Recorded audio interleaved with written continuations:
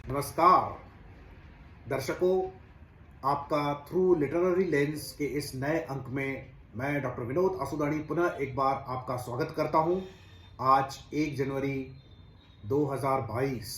जी हाँ, नव वर्ष की आप सभी को बहुत बहुत बधाइयाँ, मुबारकबाद।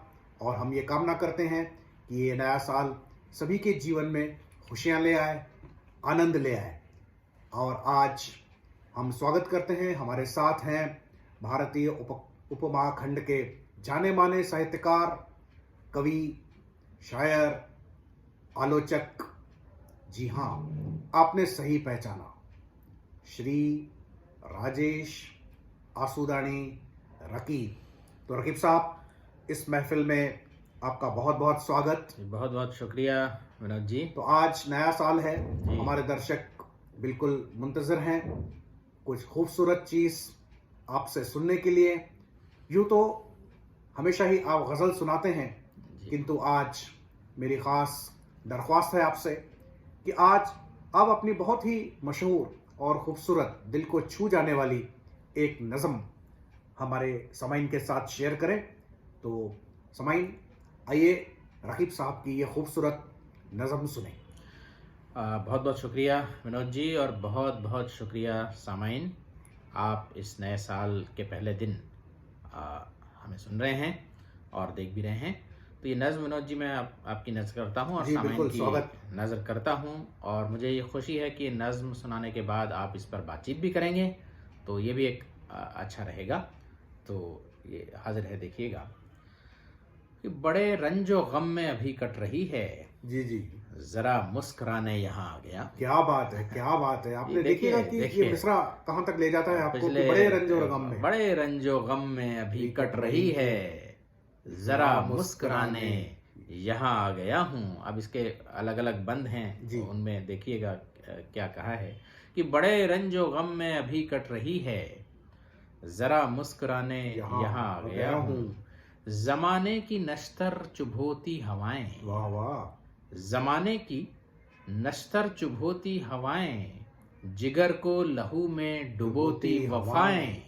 जमाने की नश्तर चुभोती हवाएं, जिगर को लहू में डुबोती वफाएं, वही शोर सी खामोशी की सदाएं, इन्हें भूल जाने यहाँ आ गया हूँ। वाह वाह वाह वाह वाह, कि जमाने की नश्तर चुभोती हवाएं, जिगर को लहू में डुबोती वफाएं, वही शोर सी खामोशी की सदाएं, इन्हें भूल जाने यहाँ आ गया हूँ।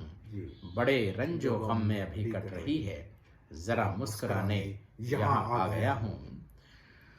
कि दर्दों की दुनिया में दूरी मिटाने, कि हंसने हंसाने कोई गीत गाने, परेशान होने और तुमको सताने, जरा चैन पाने यहाँ आ गया हूँ। वाह वाह, कि दर्दों की दुनिया में दूरी मिटाने, कि हंसने हंसाने कोई गीत गाने, परेशान होने और तुमको सताने, जरा चैन पाने यहाँ आ गया हूँ। बड़े रंजो गम में अभी कट रही है, जरा मुस्कुराने यहाँ आ गया हूँ। वाह। और मेरे दोस्त उठो जरा पास आओ, जी जी, मेरे दोस्त उठो जरा पास आओ, गिले शिकवे सारे अभी तुम भुलाओ। जी जी, मेरी बात समझो जरा मान जाओ, तुम्हें मैं मनाने यहाँ आ गया। वाह वाह वाह वाह, मेरी बात समझो जरा मान जाओ, तुम्हें मैं मनाने यहाँ आ गया हूँ। बड़े रंजो गम में अभी कट रही है, जरा मुस्कुराने यहाँ आ गया हूँ। और शबे हिज्र में विनोद जी, जी जी, इस शबे हिज्र में जो कि मुझ पर है बीती, कि दिल पर कयामत जो अक्सर है बीती, वो रोकर गुजारी या हंसकर है बीती, वही सब सुनाने यहाँ आ गया हूँ।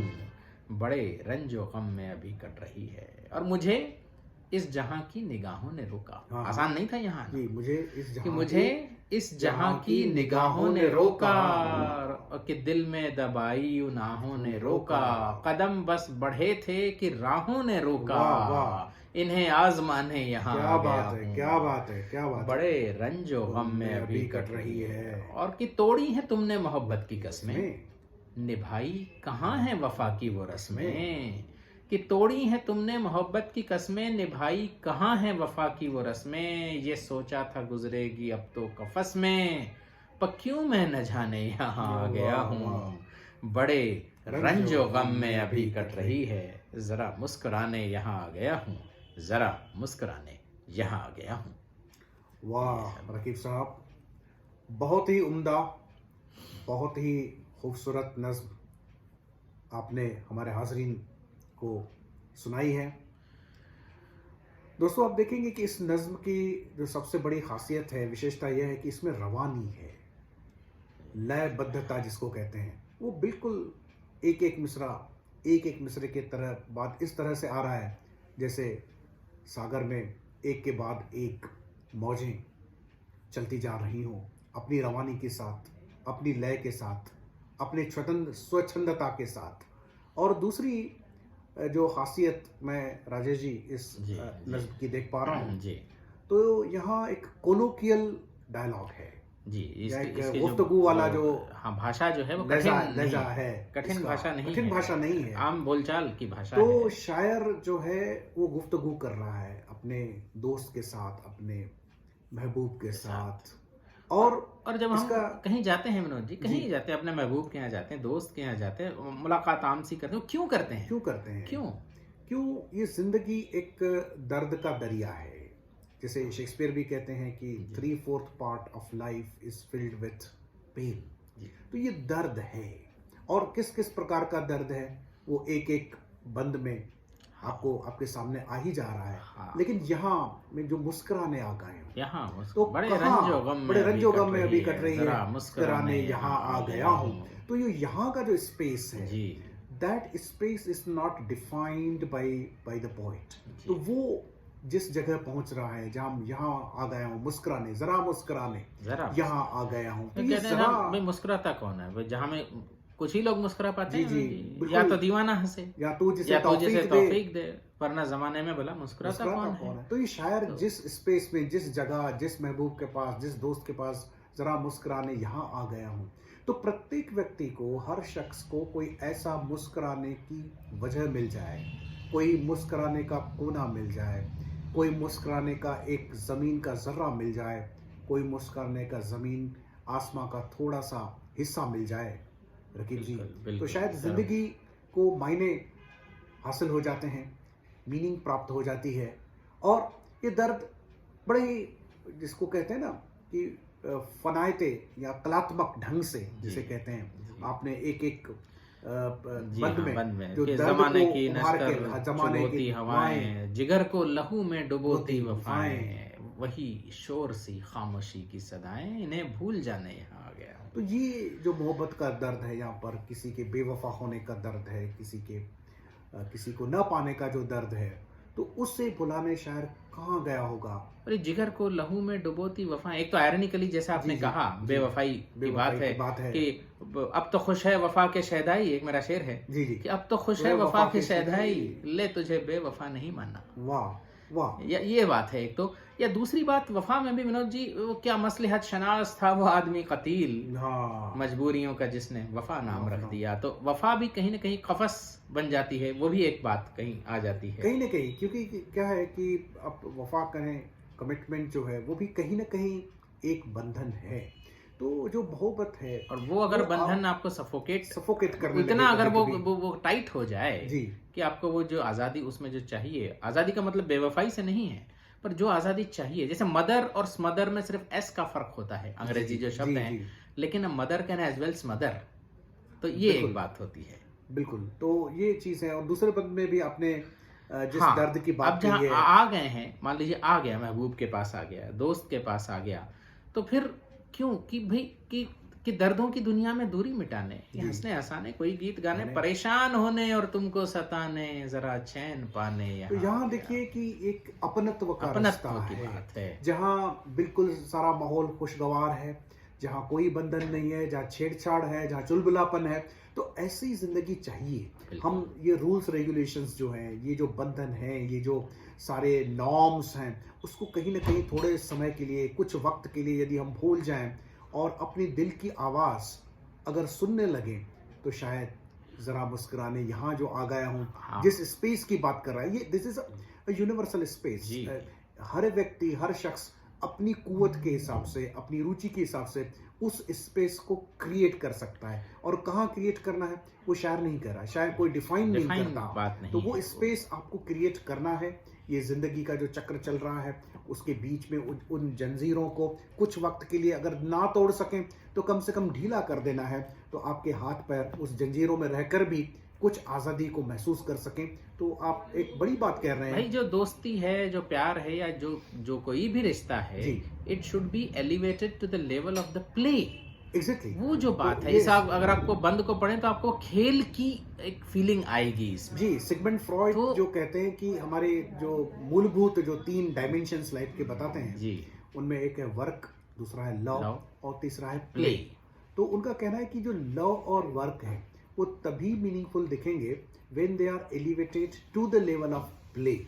तो ये जो प्ले की बात करता है, वरना ये- होता तो यूं है कि एक स्क्रिप्ट बन जाती है, चाहे वो दोस्ती हो, चाहे रिश्ता हो, चाहे वो शादी हो, चाहे कुछ हो, उसी स्क्रिप्ट के तहत। मैं तो ये कहूंगा Vinod ji, we even make love under the script. Exactly एक बना script बनाया है, ढांचा होता है, फोर प्ले से लेके ऑर्गेजम तक का जो ढांचा है, आफ्टर प्ले तक का जो भी ढांचा है। वही आप यहाँ अरुंधति राय भी जी। याद आ रही है जी। कि who should be loved, how and how much. तो तो ये नहीं होना बने चाहिए। बनाए ढांचे हैं तो कहीं समाज ना के। कहीं तो हमें फ्रीडम चाहिए, freedom to express, freedom to love and freedom to be loved. तो इन चीजों की तरफ बड़े ही, लेकिन आपकी कमाल की बात जी। यह है कि बड़ा शायराना जो अंदाज है आपका। शायर तो कोई बात डायरेक्टली और कह ही नहीं सकता। उस शायराना अंदाज में अपने बहुत बड़े साइकोलॉजिकल रियलिटी कह देते हैं, और यही आपके बड़प्पन है, यही आपका मयार है, और यही आपके शायरी की खूबसूरती भी है राजेश जी। और इतना सब कहने के बाद दोस्त से कहता है, मेरे दोस्त उठो जरा पास आओ, जी। गिले शिकवे सारे अभी तुम भुलाओ, मेरी बात समझो जरा मान जाओ, तुम्हें मैं मनाने यहाँ तुम्हें मैं आ गया। मनाने यहाँ आ गया। मुझे लगता है तो इसमें तो एक आलमी पैगाम जी। छुपा हुआ है, चाहे वो दो महबूबों के बीच का रिश्ता हो जहाँ पर जो रूठ जाने के बाद मनाने की बात हो रही हो, दोस्तों के बीच मनाने की बात हो रही हो, भाइयों के बीच मनाने की बात हो रही हो, पड़ोसियों के बीच मनाने की बात हो रही हो, दो मुल्कों के बीच। मैं तो कहूंगा जी। कि भाई उठो, जरा पास आ पास जाओ, आओ। जरा पास आओ, तुम्हें मैं मनाने यहाँ यहाँ आ गया हूँ। तो एक दूसरे को मनाना, यदि थोड़े सा कहीं कोई दिल गिला शिकवा है भी, तो गिला शिकवा क्या रिश्तों से बढ़कर होता है? क्या जिंदगी के सुकून से बढ़कर होता है? क्या मोहब्बत से बढ़कर होता है? आत्मीयता से बढ़कर होता है क्या? तो शायर के पास वो बड़ा दिल है, वो जेनरसिटी ऑफ हार्ट है उसके पास, और वो जो भूल करके सब बातों को, दूसरे अपने दोस्त को, महबूब को, भाई को मनाने जब पहुंच जाता है, तो मुझे लगता है कि ये बहुत बड़ा एक जो ह्यूमन वैल्यू है, सबसे बड़ा ह्यूमन वैल्यू अगर कोई दुनिया में है तो किसी को गले लगाना है, सारे गिले शिकवे भुला करके। मुझे लगता है इससे बड़ी बात कोई हो नहीं सकती। और बिल्कुल। उसको शायरी में आप ले आए और सुनने में बड़ी अच्छी लगे, बहुत ही खूबसूरत वही लगे। कि रूठा है अगर वो तो मना क्यों नहीं लेते, मौसम से इशारों को बुला क्यों नहीं लेते। रूठा है लाइफ अगर इज वो, टू तो शॉर्ट मना टू क्यों बी नहीं लेते। Annoyed with anyone. तो इसलिए हमें ये इस लेवल पर आप ले गए हैं, इस मयार पर ले गए हैं, इस स्तर पर आप ले जाते हैं कि इंसान के बीच कोई दूरी नहीं होनी चाहिए। यदि और कोई एक दूसरे अनबन हो को भी जाए, सुनना सुनाना, सुन भी जाए, तो एक दूसरे को सुनकर, सुनाकर, एक दूसरे को वो समझ कर कहीं ना कहीं उसको पुल बनाया पुल जा बनाया सकता जा सकता है है। कि वो कहता है शबे हिज्र में जो कि मुझ पर है बीती, वो सब सुना नहीं, यहाँ आ गया हूँ, कैसे गुजारी मैंने कैसे शबे हिज्र, गुजारी, क्या हुआ, और ये दर्द सब बांटने सुना से है। कम हो जाता है। आप सुनाने आ गए शबे हिज्र कैसे है बीती, वही जब कि कहते हैं कौन सुनता है और सुनाए कौन, जो जावेद अख्तर ने कहा है, ये बड़ी बात है। एक तो कौन सुनता है, कौन सुनता है, सुनता ही कोई नहीं, और इसलिए सुनाए कौन, सुनाए। ये बहुत बड़ी ट्रेजेडी है। तो ये हम एक दूसरे को अगर सुनने लगे, समय निकाल के, वक्त निकाल कर, और दिल से सुने, तो मुझे लगता है कि बहुत सारी बातें आसान हो जाएंगी, जिंदगी आसान हो जाएगी। जिंदगी कठिन है नहीं, हमने उसको बनाया रखा जटिल है, बना दिया बना है। रखा है उसको। एक तो मशीनों की वजह से जटिल बना दिया, और इंसान के बीच में दूरियां पैदा करके हमने उसको जटिल बना दिया। तो ये मोहब्बत, दोस्ती जो है, पुल का काम करती है, जोड़ने का काम करती है, दीवारों का काम नहीं करती, और दीवारों का काम करना भी नहीं चाहिए। तो ये एक पैगाम इस नज्म में बहुत ही और ये सहजता के साथ दिया। हमारे पास पहुंचता है। पैगाम तो सहजता के साथ विनोद जी दे दिया, पर ये आसान नहीं है। नहीं, बहुत मुश्किल तो है। मुझे इस जहां की निगाहों ने रोका, जी जी। कि दिल में दबायूं नाहों ने ने रोका, रोका, कदम बस बढ़े थे कि राहों ने रोका, इन्हें आजमाने यहाँ आ गया हूँ। ये सब जो एक्सटर्नल फैक्टर्स हैं, चाहे वो जमाना हो, जी जी। चाहे खुद में जो जो दुख हुआ था उस समय, जो भी मिसअंडरस्टैंडिंग, जो भी बातें हैं, तो ये बिल्कुल सब आप ही का शेर है आजमाने कि यही अंजाम है अक्सर किसी से दिल लगाने का, कभी तो मिलना मुश्किल है, कभी है डर जमाने का। तो ये जमाने का डर है, जमाने ने रोका, कदम बस बढ़े थे कि राहों ने रोका, खुद की आहों ने भी रोका कि भाई ये क्या कर रहे हो। होता है, इतना सहज नहीं है किसी को किसी से माफी मांगना, किसी को सॉरी कहना, ईगो या जो फिर है, हमारा बिना ईगो सॉरी अहम, कहे अहम जो है अहम हमारा जो बीच है, में आ जाता है, हम बीच कहीं में ना आ कहीं। जाता है। हम ये हैं, हम वो हैं, मेरी गलती नहीं थी। तो ये सारी चीजें भूल भाई कर गलती, जावेद अख्तर का फिर एक शेर है, शायद जावेद अख्तर का नहीं है पर उनसे मैंने सुना था कि गलती की जो बात कही आपने हमारे जो आड़े आ जाती है भाई, कि रंज तो ये है कि वो अहद वफा टूट गया। वाह, बेवफा कोई भी हो, कोई भी। तुम न सही हम ही सही। जी बिल्कुल। तो बेवफा कोई क्योंकि भी अब हो, गलती किसकी, ये कहना भी बड़ा कठिन है। कठिन है। क्योंकि हम जब गलती कहते हैं तो हम एक नजरिए से उस चीज को देखते रहते हैं, एक खास शख्स के नजरिए से देखते हैं। किंतु हम अपना नजरिया अगर वसी कर दें, हमारा दृष्टिकोण को यदि विस्तृत कर दें, तो मुझे नहीं लगता कि गलतियां इतनी बड़ी हो सकती हैं जो रिश्तों पर हावी हो जाएं। तो मुझे लगता है कि आप विनोद जी आखिरी बंद, ये तो सब बातें हैं, जी, जमाने बिल्कुल, और जमाने निगाहों के ने, निगाह से। सभी जी, ने जी। रोका, बहुत मुश्किल बात है। लेकिन एक और मुश्किल भी है जी। कि तोड़ी है तुमने मोहब्बत तोड़ी की है कस्में, तुमने निभाई कस्में। कहाँ है वफा की वो रस्में, ये सोचा था गुजरेगी अब तो कफस कफस में। में, पर क्यों मैं न जाने यहाँ आ गया हूँ। ये जो मैं जी। मेरे हिसाब से ये होता है कि चलिए, सामने वाले ने वफा नहीं की, दिल तोड़ दिया, या कोई उम्मीद नहीं है सामने वाले में, let us try once again. ये जो एक होप है, जी, ये जो एक आशा की किरण आपके पास है कि चलो ठीक है, कुछ नहीं होगा, ये मुझे भी पता है, शायद वो माफ भी ना करे, let us try once again. भाई और उपाय भी क्या है? उपाय भी क्या है? ये सोचा था गुजरेगी अब तो कफस कफस में। में। अब कफस में गुजारने से तो बेहतर है बेहतर कि है। किसी तरह मान मनोहार कर लिया जाए और जी, जी। सामने वाला भी मान जाए और हो जाए।